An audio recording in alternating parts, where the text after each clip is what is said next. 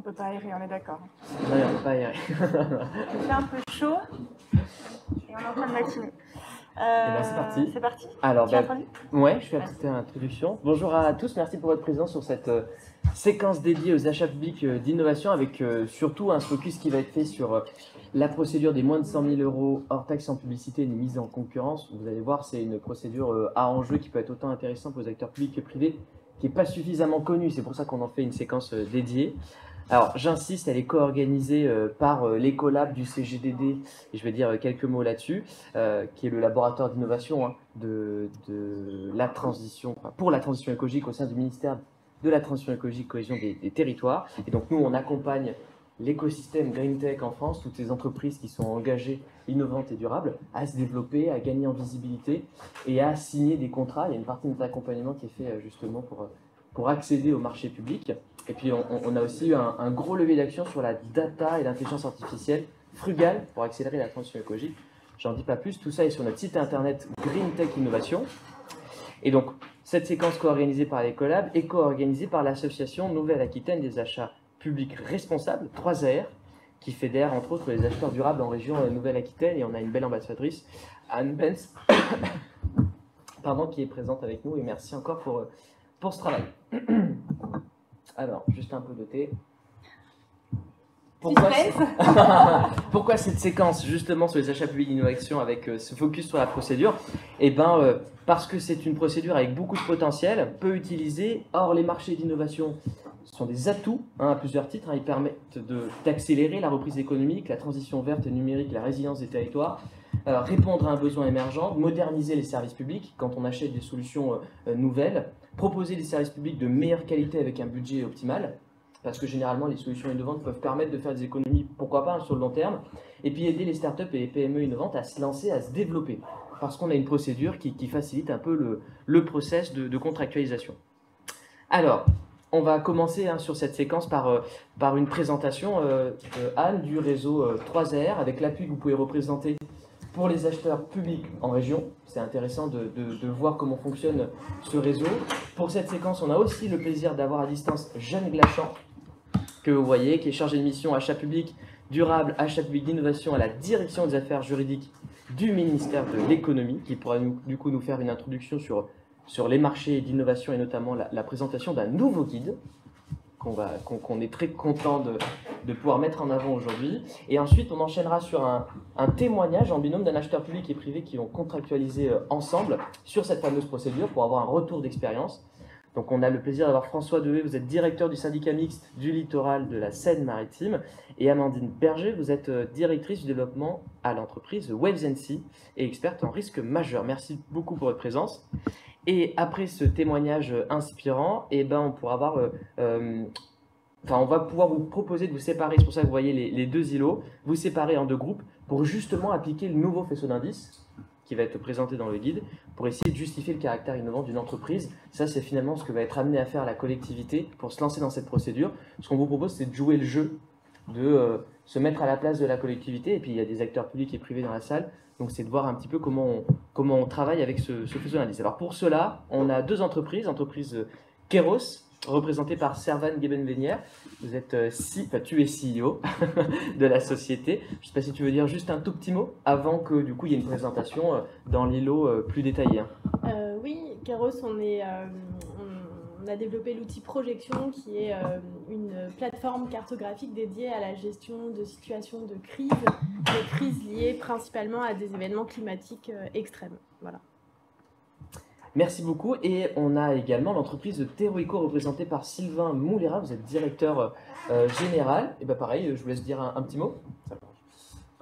Teroico, on est une petite entreprise qui travaille sur des sujets de biodiversité et principalement on exploite des outils de simulation numérique pour comprendre comment les espèces vivent sur un territoire. Eh ben, merci beaucoup encore pour votre présence, d'avoir accepté de jouer le jeu pour cet atelier. C'est une grande première, hein. Donc soyez aussi indulgents. Et à la fin, on prendra alors quelques minutes pour faire une petite restitution tous ensemble, parce que comme on ne verra pas les ateliers, enfin on ne verra pas les deux, petite restitution, et puis après on aura une ambassadrice de la séquence qui partira sur scène, sous les feux des projecteurs, beaucoup de choses aujourd'hui. pour mettre en avant ce qu'on a pu faire. Alors pour les personnes à distance sur cette séquence, parce qu'il y en a, n'hésitez pas à poser vos questions dans le chat. On pourra les récupérer, et puis si on a le temps et que l'agenda marche bien, et ben on pourra retranscrire vos questions ici en clair. Et ben je veux pas être plus long, du coup Anne, si tu veux, on te laisse la parole. Alors je vais favoriser le présentiel parce que se lever ou lever la main à distanciel ça va être compliqué. Est-ce qu'il y a des acteurs publics, en fait, est-ce qu'il y a des représentants de structures soumises aux procédures de marché public dans la salle? On en a quand même quelques-uns, très bien. Ok, super. Oui, donc Anne Benz, je suis animatrice du réseau 3AR, c'est le réseau régional des achats publics responsable en Nouvelle-Aquitaine. On accompagne l'ensemble des structures qui sont soumises aux procédures, donc beaucoup de collectivités territoriales, mais pas que. On a aussi des établissements hospitaliers, des GIP, une variété assez large de bénéficiaires et adhérents, et on les accompagne dans leur pratique d'achat responsable. En préambule, est-ce que vous connaissez le volume d'achat public en France? La commande publique, comment ça représente en France chaque année? Juste pour vous donner une idée de... Vous savez. C'est à peu près 10% du PIB. Ouais, c'est ça, 10% du PIB. Donc nous, à l'échelle de la Nouvelle-Aquitaine, le PIB étant à 174 milliards, ça représente à peu près 17 milliards, 17-18 milliards d'euros. C'est assez conséquent. La force économique de la commande publique, elle est importante. C'est aussi identifié comme un paquebot parfois, ou en tout cas une difficulté d'accéder à la commande publique parce que c'est souvent on est sur des grosses structures, on ne sait pas trop comment fonctionne l'achat, on ne sait pas où trouver l'information. Et puis on nous répond souvent, alors l'innovation c'est pas compatible avec la commande publique. Alors on va essayer dans cet atelier de vous démontrer que c'est possible quand on a les bonnes informations, les bons interlocuteurs. Et donc c'est pour ça qu'on a du temps de témoignage, d'information, apport d'information, et puis donc grâce à la direction des affaires juridiques de Bercy, et puis des temps de témoignage et un temps de travail à la fin. Donc séquence très serrée, je ne sais pas si on va arriver à tenir le temps. Au niveau des territoires, j'imagine qu'on a des représentants de toute la France, donc je ne présente pas le réseau 3AR en particulier. En fait, à peu près chaque territoire est doté d'un réseau régional des achats publics. Au niveau national, on est piloté par le Commissariat général au développement durable, des collègues de David, et on s'inscrit dans le cadre du plan national pour des achats durables, qui a pour objectif d'atteindre les objectifs de la loi climat en amont de l'objectif 2026. Je ne sais pas si vous le savez, mais d'ici 2026, tous les marchés publics devront comporter une considération environnementale. On part de, je ne sais pas si vous connaissez les chiffres 2000, vous connaissez l'âge de mon allié, vous connaissez les chiffres 2022-2023, on est à 30%. On parle de la prise en compte de la part environnementale. Ouais, c'est ça. Alors, c'est assez faible. Là où c'est mieux, c'est dans les structures publiques, type SEN, etc. Ouais. L'État, vous êtes plus vertueux. Non, les collectivités sont plus vertueuses. En tout cas, on est entre 20 et 30% de considération environnementale. Je dis ça sous couvert de Jeanne, qui représente l'Observatoire économique de la commande publique. Et voilà, les chiffres sortent chaque année, hein, ça ne sort pas du chapeau. Qu'est-ce qu'une considération environnementale? Peut-être on demandera à Jeanne de le donner. En tout cas, c'est défini par la loi climat, c'est au moins une condition d'exécution, une clause ou un critère d'attribution qui intègre une considération environnementale. Et l'idée, c'est d'aller un peu plus loin que juste on demande une plaquette verte, évidemment. L'analyse, elle est compliquée aussi. Les acheteurs publics nous demandent comment on le met en place. Et voilà, tes collègues, encore une fois, mettent à disposition des acheteurs publics des outils pour le mettre en place. Sur les territoires, donc on a un réseau. Sur les territoires, partout en France, il y a des dispositifs d'accompagnement. Il y a il y a des outils comme l'AREF, qui est un outil de recensement des obligations achats durables. C'est ouvert à tous et c'est sur notre site internet. Et l'autre outil fort pratique, c'est un dispositif à destination des acheteurs publics, plutôt les petits, qui s'appelle le guichet vert, qui est en fait un conseil de niveau 1. J'ai un projet d'achat public, je ne sais pas comment intégrer des considérations environnementales. Je contacte le guichet vert et on m'apporte une réponse assez rapidement. Et donc, on met les pieds dans l'étrier et on m'accompagne dans ma démarche. Et la clause verte aussi. Et la clause verte, qui est aussi un outil d'aide à la rédaction. Voilà, des exemples de clauses. Justement. Nous, on préconise d'abord de faire de l'humain et de se faire accompagner sur la phase amont avant la rédaction. Effectivement, il y a plein d'outils à destination des acheteurs publics. Voilà, ça c'est bon. Et puis les outils du code de la commande publique que va présenter Jeanne peut-être rapidement. En tout cas, voilà, il n'y a pas de contraintes juridiques liées au texte réglementaire sur la commande publique ni aux pratiques. Voilà.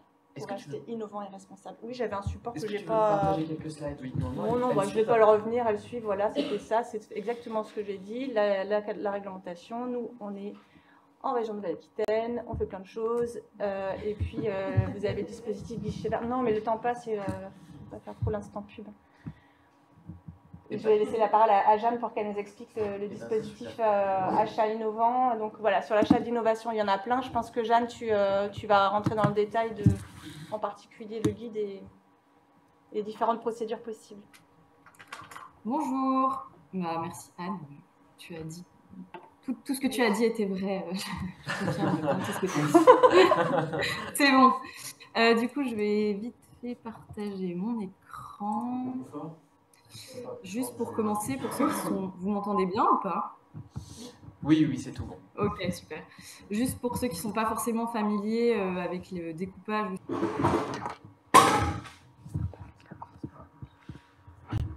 En charge notamment de tout ce qui est réglementation.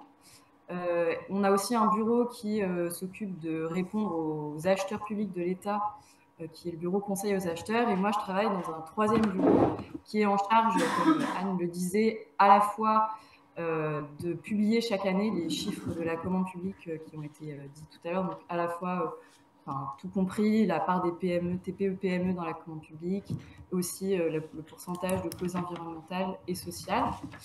Et on fait tout ça au sein d'une entité qui s'appelle l'Observatoire économique de la commande publique, qui se réunit chaque année pour décider des travaux à faire pour l'année qui vient. Et dans ce cadre-là, on publie des guides en concertation à la fois avec des administrations, des acheteurs publics nationaux et aussi des collectivités territoriales, hospitalières, etc.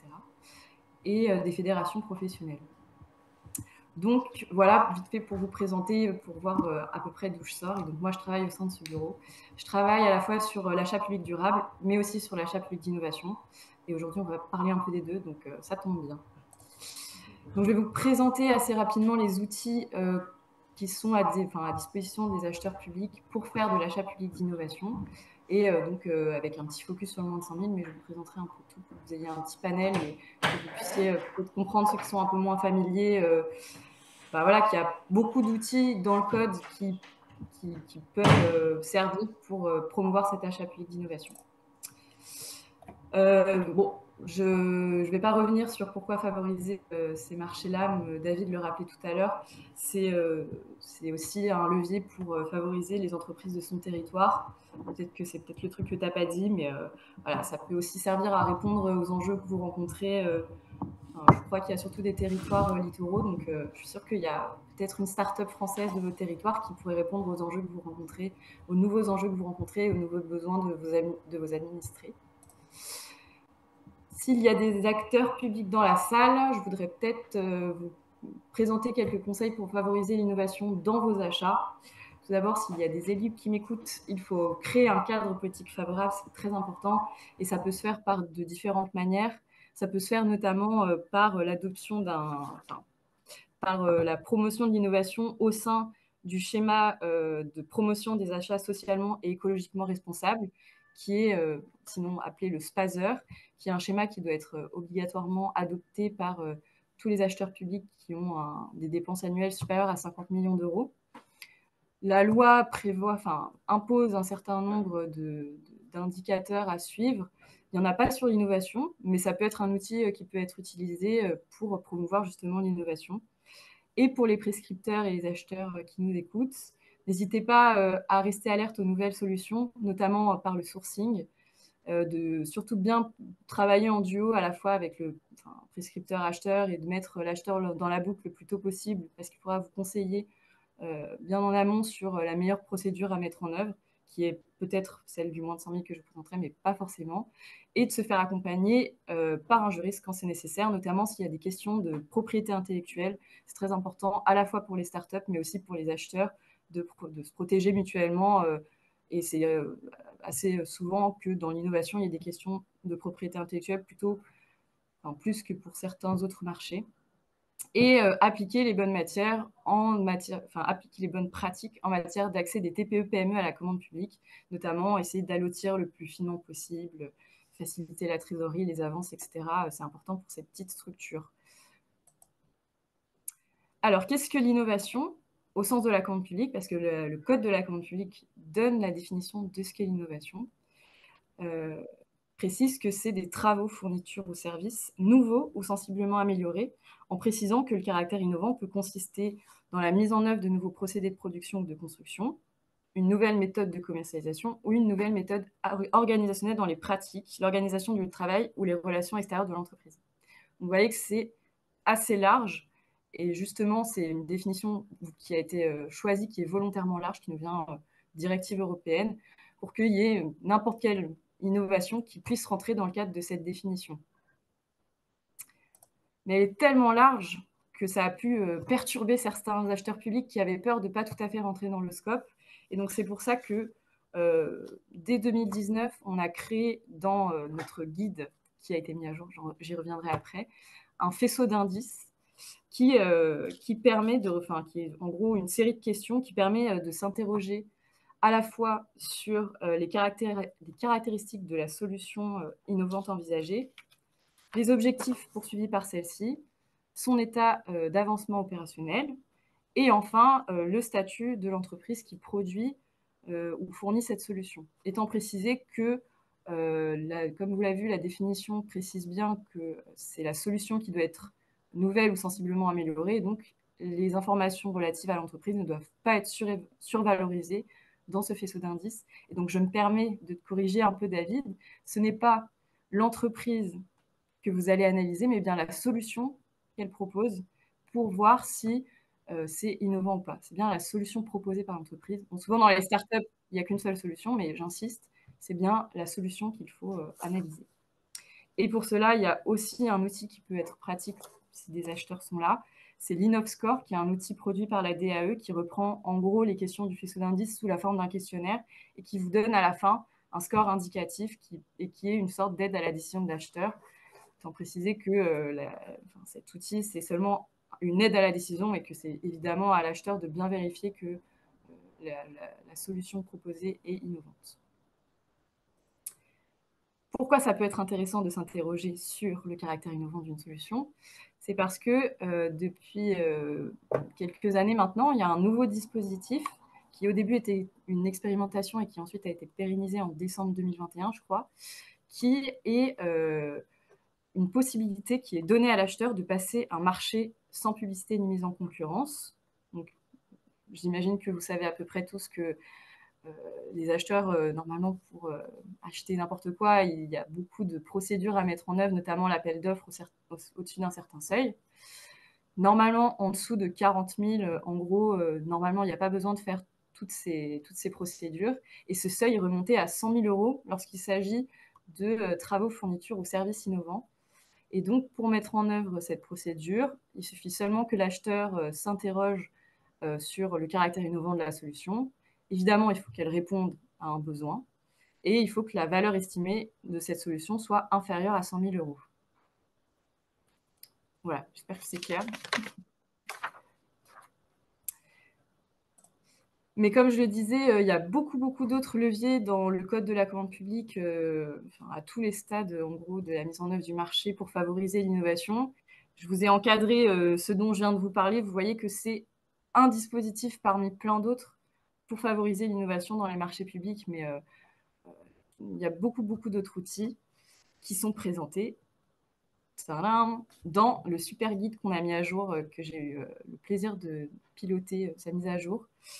C'est donc un guide qu'on a publié il y a un peu plus d'1 mois maintenant, Avant, il était un peu moins gros. Du coup, maintenant, il y a plus de choses dedans, mais bon, peut-être que du coup, c'est vraiment un guide pour les acheteurs, même si on a essayé de parler en langage le plus simple possible pour que n'importe qui se plonge dedans puisse quand même comprendre ce dont on parle.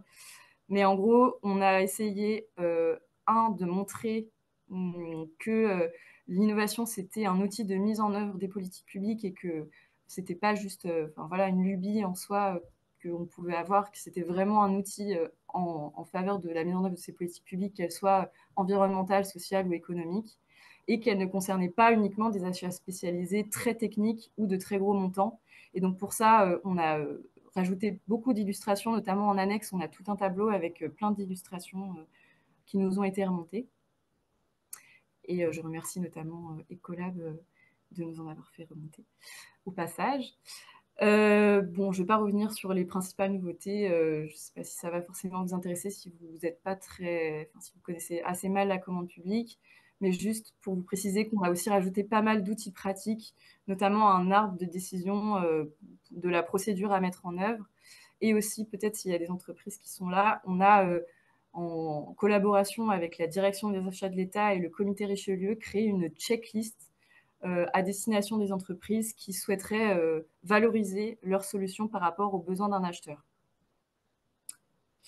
Voilà. Et donc, comme je le disais, c'est un guide qu'on a élaboré en collaboration, en organisant des groupes de travail l'année dernière, et notamment avec des entreprises innovantes. Donc, voilà. J'espère que vous trouverez qu'il est accessible et que si vous souhaitez en savoir plus, ça peut être une ressource qui peut vous intéresser. Voilà, il ne me reste plus qu'à vous remercier et n'hésitez pas à me contacter si vous avez des questions, des suggestions d'amélioration du guide, je ne sais pas, ou quoi que ce soit. Bon, ne me demandez pas d'augmenter le seuil de 100 000 parce que je n'ai aucun pouvoir là-dessus. C'est une question qui revient souvent. Mais voilà, n'hésitez pas si vous avez des questions à me contacter. J'essaierai de répondre au maximum. C'est toujours très, très intéressant d'avoir des retours pratiques, que ce soit d'entreprises ou d'acheteurs. Voilà, merci.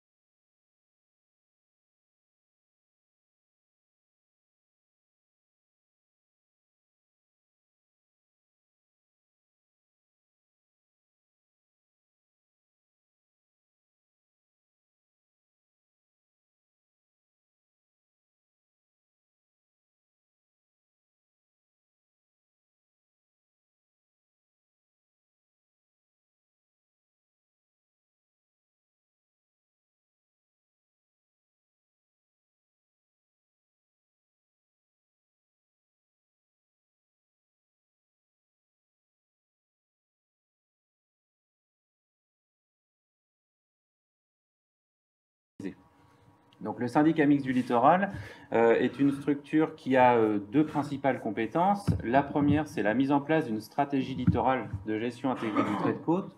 On en a parlé peut-être dans l'atelier d'avant et ben voilà, en ce qui nous concerne, on œuvre à une stratégie littorale sur 140 km de côte en essayant de mettre, on va dire, en lien l'ensemble des acteurs du littoral. Donc chez nous, c'est 200 acteurs qui travaillent depuis 2 ans à la construction de cette stratégie. Et donc, on en arrive très prochainement à la construction du plan d'action.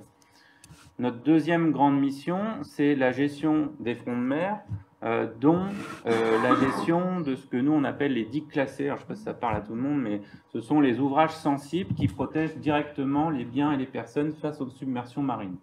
Dans le cadre de ces digues sensibles dont nous avons la gestion, vous allez retrouver la digue d'Étretat. Alors, souvent, je ne veux pas faire en sorte que notre littoral soit restreint à Étretat, mais là, vous voyez que, pour le coup, je fais un zoom sur Étretat. Donc Étretat existe parce qu'elle est protégée aujourd'hui par une digue que vous voyez là entre les deux traits rouges, une digue qui est elle-même bordée d'un cordon de galets qui vient protéger la digue et la ville face aux assauts de la mer. Dans ce cadre-là, le syndicat mixte du littoral est donc gestionnaire de cet ouvrage. On est censé donc connaître parfaitement les performances de cet ouvrage. On est censé alerter la commune si une tempête arrive. Donc voilà, on a également ce rôle de sauvegarde vis-à-vis des populations et donc ce rôle d'appuyer sur le bouton rouge le jour où nous, SML, on n'est plus en mesure de protéger les biens et les personnes face au niveau de protection de notre ouvrage. Le niveau de protection de notre ouvrage a été défini dans le cadre d'une étude de danger qui a pour objectif de savoir quel est le seuil au-dessus duquel on n'est plus capable de protéger les biens et les personnes. Ce niveau-là, il a été défini dans le cadre d'une modélisation hydraulique en définissant notamment un niveau d'eau, un niveau de houle. Donc ça, c'est les deux aspects, les deux spécificités qui permettent de définir ce niveau de protection. Et en ce qui concerne Étretat, il y en a un troisième, c'est le cordon de galets. Parce qu'à Étretat, on a une spécificité où on a un cordon de galets qui est ultra mobile. C'est-à-dire que d'une marée à l'autre, d'une tempête à l'autre, vous pouvez avoir un niveau de galets à peu près de la hauteur du plafond, là, qui peut varier, on va dire, en 2-3 jours. Donc vous vous retrouvez potentiellement avec un niveau de galets au plafond le mardi, et le jeudi, on a un niveau de galets au niveau de vos pieds. Et donc potentiellement, une population qui va être beaucoup moins protégée si le cordon de galets est arrivé à l'autre bout de la plage. Donc, dans ce cadre-là, alors juste pour la petite carte là, hein, ça c'est ce qu'on appelle la zone protégée, c'est-à-dire qu'en gros, c'est la tempête référence sans la digue d'Étretat. En gros, vous voyez qu'il y a 13 hectares d'Étretat qui seraient sous l'eau, et sur ces 13 hectares, pardon, c'est 5174 équivalents habitants qui seraient menacés si la digue n'était pas entretenue et si ce niveau de protection-là n'était pas maintenu. Je vous ai fait un petit briefing sur les digues classées, mais c'est pour que vous compreniez bien pourquoi le marché innovant va arriver. Le marché innovant, il va arriver par rapport à cet enjeu galet. Niveau de houle, niveau d'eau, ça on est capable de les modéliser, mais la morphologie de la plage et son évolution perpétuelle, eh bien ça, pour avoir une très bonne gestion de notre ouvrage, eh bien on avait besoin d'innover. On avait besoin d'innover avec cette capacité d'avoir un outil qui nous permet de comprendre comment évolue notre plage au fil de l'année. C'est dans ce cadre-là qu'on a fait appel à WebNC pour installer 3 caméras. Donc, je laisserai Amandine préciser vraiment les détails et le fonctionnement de ces caméras, mais en gros, vous avez 3 caméras, une qui part à l'est, une qui part à l'ouest et une qui permet de gérer la partie centrale de l'ouvrage.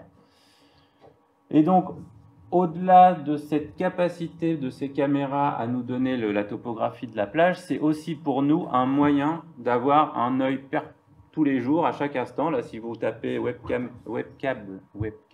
caméra Étretat, vous pouvez également les avoir sur votre téléphone.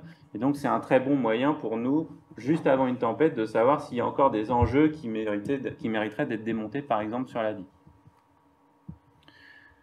Donc, un besoin d'innover pour mieux protéger les biens et les personnes. Et je reviens à ma stratégie littorale que j'ai évoquée tout à l'heure, dont le plan d'action est en train d'être construit en ce moment même. Et là, je vous ai mis les 6 thématiques qui vont nous permettre de construire notre plan d'action pour avoir une stratégie de gestion intégrée de notre trait de côte. Et vous voyez que la mise en place de caméras innovantes sur une digue comme Étretat, eh bien, elle permet quasiment de répondre à 5 de ces 6 grands items. L'amélioration de la connaissance, vous faites le lien vous-même, la nécessité de surveiller, de prévoir, de mieux alerter les populations, la nécessité de planifier et anticiper demain les documents d'urbanisme. Ça veut dire qu'on va être en capacité de prendre peut-être de meilleures décisions pour planifier l'urbanisme demain dans Étretat. La gestion et le devenir de l'ouvrage, eh bien notre stratégie littorale a d'ores et déjà estimé qu'à Étretat, on aurait besoin à court terme de rehausser légèrement notre niveau de protection pour se donner du temps pour adapter le village et commencer à reculer certains enjeux. Donc pour savoir de quelle façon on va modifier notre front de mer, on a besoin de bancariser de la donnée, c'est l'objectif des caméras. préserver, restaurer les milieux naturels, là pour le coup il y a moins de liens, et puis sensibiliser sur les risques et les conséquences du changement climatique, là on a un travail à venir avec WebNC, puisque ces caméras-là vont nous permettre également de retirer des petits films, des petits éléments, pour mettre ça sur les réseaux sociaux par exemple, pour montrer aux gens à quel point une plage peut évoluer d'une tempête à l'autre. Donc vous voyez, sur l'ensemble de ces items, ce marché innovant, en gros, c'est une action qui rentre pleinement dans la stratégie littorale qu'on est en train de conclure, même si vous avez bien compris que du coup on a contractualisé avant même d'avoir fini notre stratégie littorale, mais c'est l'opportunité et le besoin de connaissances vis-à-vis de cet ouvrage sensible qui nous a amené à travailler sur ce projet avant la fin de la finalisation de notre stratégie. Donc je fais une passe à Amandine, qui va vous présenter du coup le projet plus en détail d'un point de vue technique. Merci. Je fais défiler directement la suite des... Ok. Bonjour, donc voilà, je prends la suite de la présentation de François, donc Amandine Berger de WebNC. Et voilà, l'idée c'est de montrer comment la solution voilà, qu'on a pu développer, elle a pu faire l'objet de ce marché innovant parce qu'on pouvait répondre en fait à ces problématiques que pouvait avoir le syndicat mixte sans pour l'instant avoir les capacités en fait d'y répondre avec un outil. Donc WebNC développe des moyens de suivi des évolutions hydrosédimentaires du littoral, donc avec l'aide de ces systèmes vidéo là que vous pouvez voir sur la photo.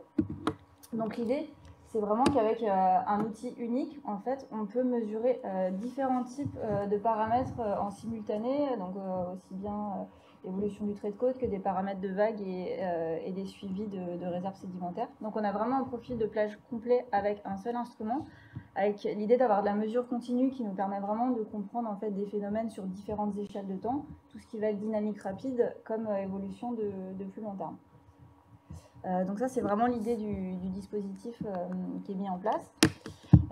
Et l'innovation, elle se passe vraiment à différents niveaux en fait, sur ce type de dispositif qu'on développe, parce qu'on innove à la fois sur les caméras. On utilise des caméras classiques de vidéosurveillance ou webcam de plage, comme vous connaissez tous, voilà, sur lesquelles on va déjà installer des logiciels de traitement vidéo pour déjà faire du traitement de données directement sur site. Ensuite, on va innover aussi tout simplement en fait, dans tous les calculs qu'on va mettre en place et le traitement du coup à haute fréquence des images qu'on récupère, donc les différents algorithmes de détection pour les différents paramètres. Et puis l'innovation sur les chaînes de traitement, parce que plus ça va, justement, plus on s'approche du temps réel, et ça, c'est des choses qu'on continue à développer en continu.